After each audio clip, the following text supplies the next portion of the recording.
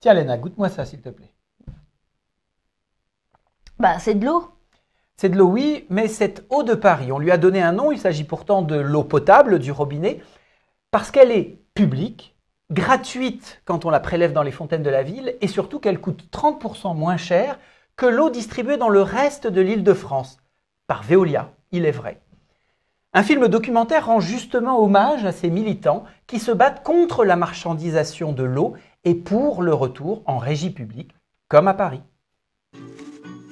Ce n'est pas un hasard si le film militant Vague citoyenne dénonçant le lobbying de Veolia a trouvé sa place au pavillon de l'eau à Paris. En effet, depuis 2008, la ville est retournée à une régie publique de l'eau.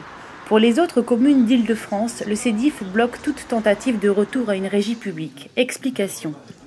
Autour de Paris, 144 communes délèguent la gestion de l'eau au syndicat des eaux d'Île-de-France, le CEDIF. Créé en 1923, ce syndicat permet de mutualiser les équipements et la logistique pour les 4 millions d'usagers des communes adhérentes. Il est présidé par M. André Santini, entouré de ses 12 vice-présidents. Le syndicat, pourtant service public, délègue la gestion de l'eau à une société privée et représente un marché de 350 millions d'euros. Cette délégation de service public est confiée à Veolia depuis 90 années. Les ambitions de Veolia ne s'arrêtent pas à l'Hexagone, elles sont planétaires. À force de lobbying à Bruxelles, en 2007, la multinationale lève 2,6 milliards d'euros et prévoit de doubler ce chiffre d'ici 10 ans.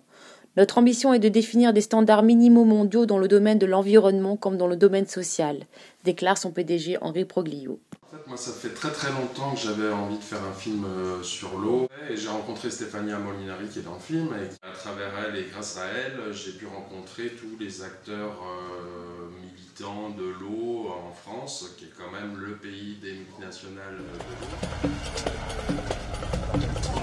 Ceux qui ont des droits juridiques, pense que ça n'est pas ils très sont honnête. là, Oui. les autres peuvent sortir. Donc, j'ai donc des droits juridiques de vous demander, exiger qu'au prochain comité syndical, les sujets de la surfacturation soient discutés par l'ensemble des élus qui nous représentent. Aucun problème, madame. Vous me saisissez, vous me dites qu'est-ce que c'est que la surfacturation. Nous allons donc pouvoir enfin découvrir où sont passés les 40 millions de surfacturation. Absolument. Le film aidait de cette envie de montrer que oui, il y a des bonnes nouvelles, il y a des choses qui avancent tous les jours, il y a plein de gens qui se bougent. J'ai surtout pas envie que le militantisme reste